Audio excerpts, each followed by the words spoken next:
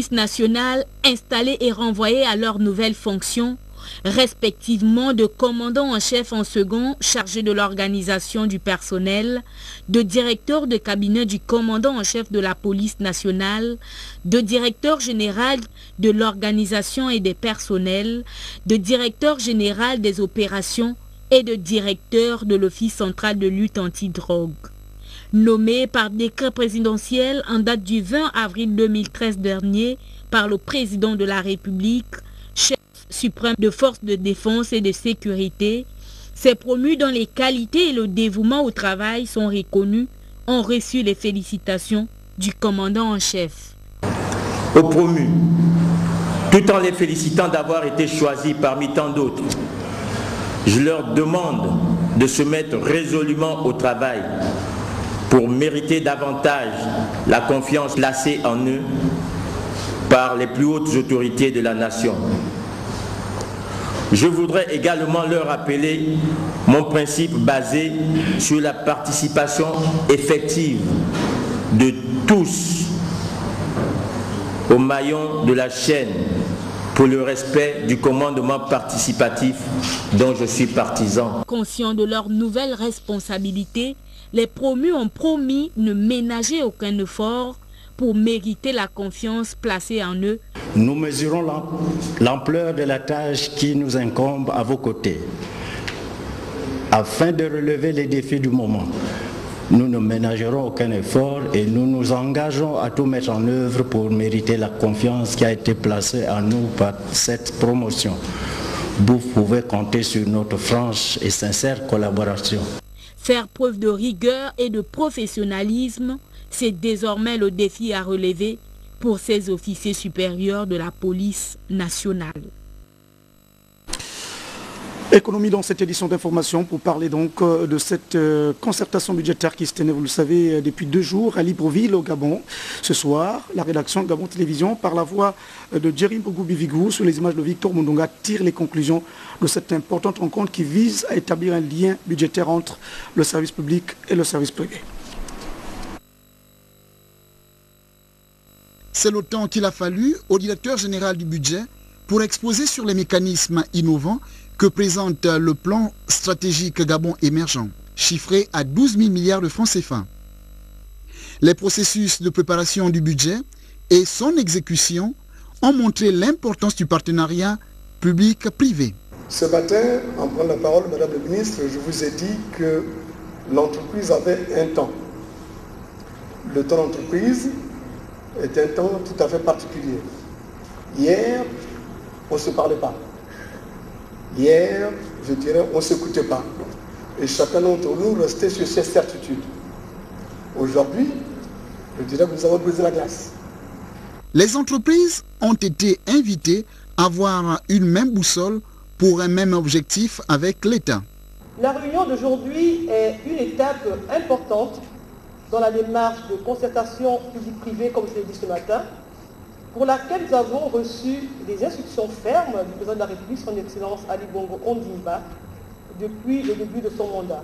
Autre temps fort, les recommandations qui ont été formulées. La présente rencontre, qui est une initiative du ministre du Budget, participe à la mise en œuvre de l'action numéro 54, concertation publique-privée, destinée à aligner la gouvernance économique au plan stratégique Gabon émergent et vise à créer un cadre permanent de concertation budgétaire.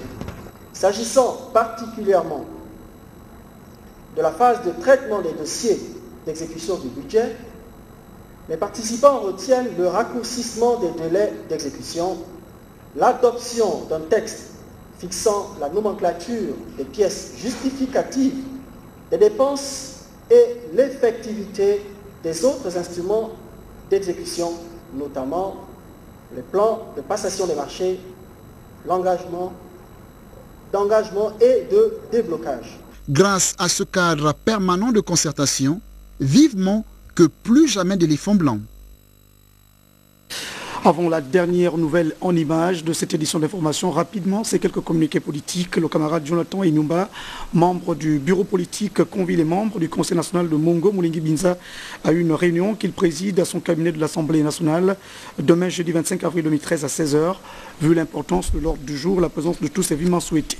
Les camarades Angélique Ngoma, membre du comité permanent du bureau politique, Étienne Dieudonné Ngoubou, membre du bureau politique, convie le membre du conseil consultatif des sages, les conseils du distingué camarade président, les membres du conseil national, ceux du comité central ainsi que les militants et militantes du Parti démocratique gabonais originaire de Mayumba présents à Libreville à une réunion qu'ils présideront ce jeudi 25 avril 2013 à 18h au siège du parti Cis-à-Lui.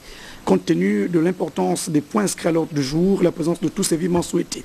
Les camarades Martin Moulengi Mabende, Landry Bongo Ndimba, Tessie Amiar et Jean-Alexis Borobo, membres du bureau politique Étienne Mungomba Lebita, secrétaire départemental, informent les membres du Conseil national, du comité central, les militantes et militants et tous les sympathisants du Parti démocratique gabonais, du département de la Boumi-Loueti, que les festivités marquant le 45e anniversaire du parti prévu pour se dérouler en Bigou le samedi 27 avril 2013, pour des raisons indépendantes de leur volonté, sont reportées sine die.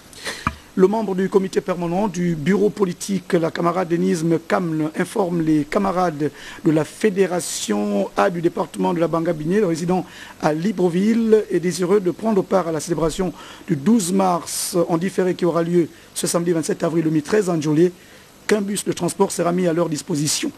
Départ vendredi 26 avril 2013 à 9h au PK13, retour dimanche 28 avril 2013 à 10h.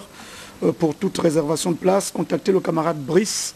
Il répond au 07 88 87 97 07 33 44 29.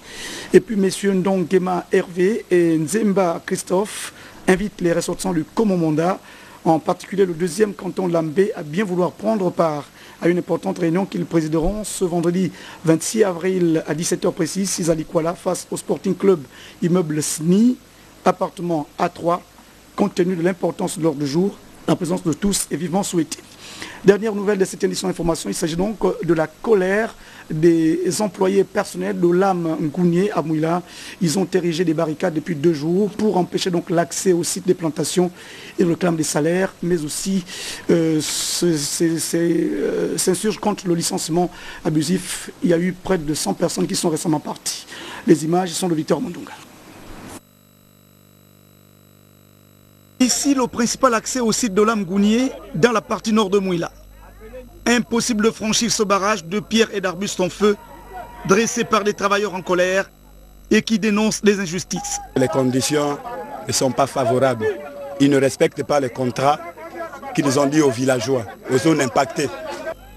Et on perd aussi un peu trop facilement l'emploi ces derniers mois.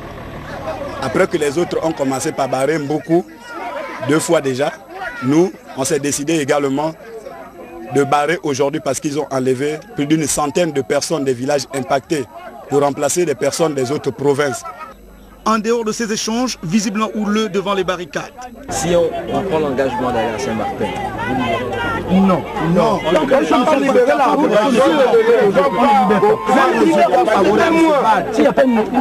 On a besoin de 3 éléments à Rembo, 3 éléments à Gibouma, 3 éléments à Boukou, 3 éléments au 19 et à Loubou et à Odou. On fait le tout passer.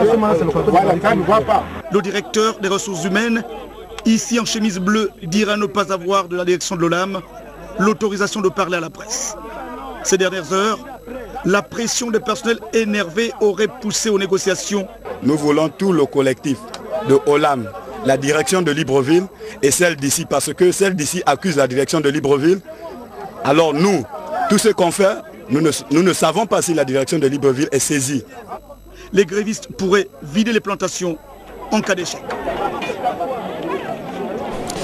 À la fin de cette édition d'information, juste derrière le générique, vous aurez donc une motion de soutien des militants et militantes et cadres aussi du Parti démocratique gabonais pour la Nyanga qui, vous le savez, ont tenu une réunion pour soutenir l'initiative du chef de l'État de pouvoir donc mener à terme la politique de l'émergence. Vous aurez également, juste après, le discours circonstanciel à l'occasion de la journée internationale de lutte contre le paludisme qui sera célébrée demain. Le journal a été donc réalisé avec toute l'équipe par Pierre Savage. C'était donc la coordination de Djerim Bogo Bivigou. À demain. Bonsoir.